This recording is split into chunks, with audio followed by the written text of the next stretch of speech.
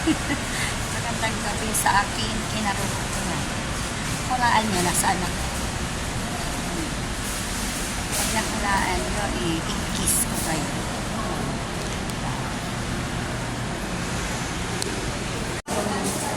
Agad ako ni Bar. Hindi na tinignan yung bar. Bait naman ni Bar. Pipila mo na ako dito sa paper.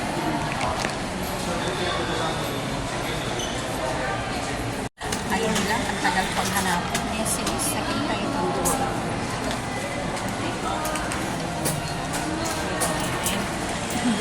Sa free parking. Kabayad ng parking. Natapos din. Ako, yung paakit sa taas.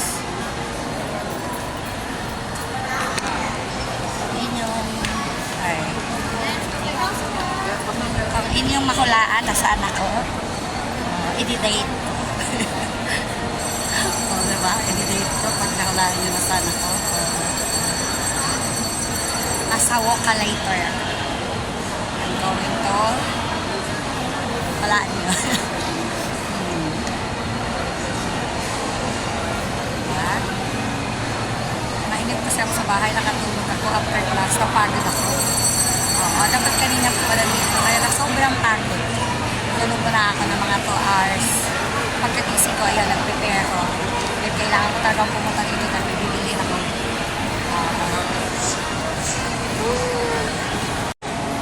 Ayan po, dito ako pupunta. Kasi may bibiliin ako. So ito, papasok na ako. Kasi nga, may bibili ng ale. Kumukuha pa ng basket ang ale. Ilalagay dito sa ilalim para may lagayan. Ayun, dito ako sa mga fruits. Bibili ako ng apple kasi yan yung kinakain ko paggabi. Hindi ako kumakain ng kanin kasi lusog-lusog na. Dito ako sa mga apple. Oh, bakit ang liliit ngayon? Dati medyo malaki. Kasi nga si Menga, yung aso ko, kumakain din siya nito eh. Kaya kasabay ko siya kumain nito eh. Kaya madali maubos. Kung ako ba yung aso ko? Makain ng apple. Kaya nga tinanong ko yung kapatid kong bunso eh. Ganun ba talaga yan nung napatira sa kanya? Oo daw. Ay, shout out sa sister kong bunso. I love you bunso sister.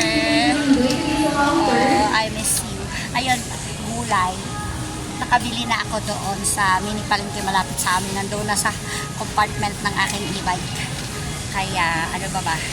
Ay, kalang yung bilin ni bunso na pinabili.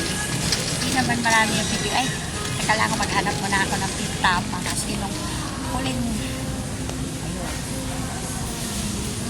Kasi paborito ko yung pintapa eh. Huling nandito ko, wala eh. Tosino lang. Eh, ayoko ng ganon.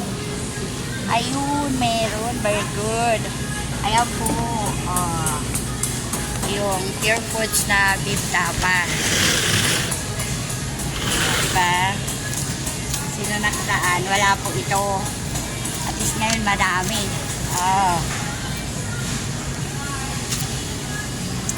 Ano pa ba?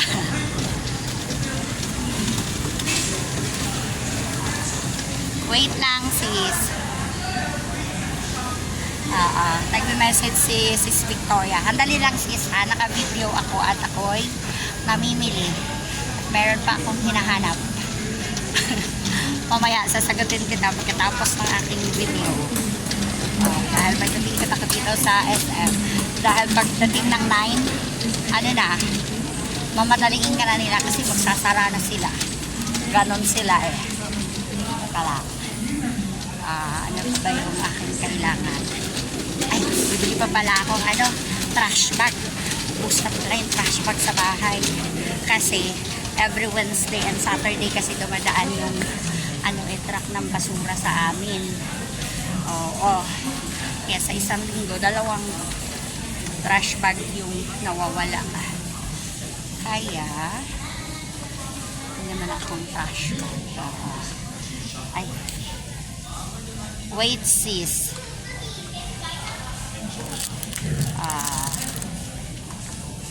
Mamaya.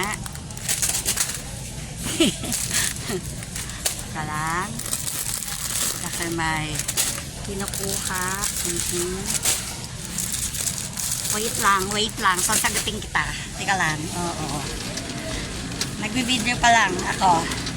Nababasa ko naman dahil lumalabas sa itaas yung mga messages mo. Mamaya, sasagutin kita. Kasi busy lang. Nahanap ko yung trash bag. Hindi ko kasi memorize kung saan nakalagay yung mga trash bag dito eh. Oo. Teka lang. Ang paboritong corned beef ni Bunso. At saka ako. Pure food, syempre.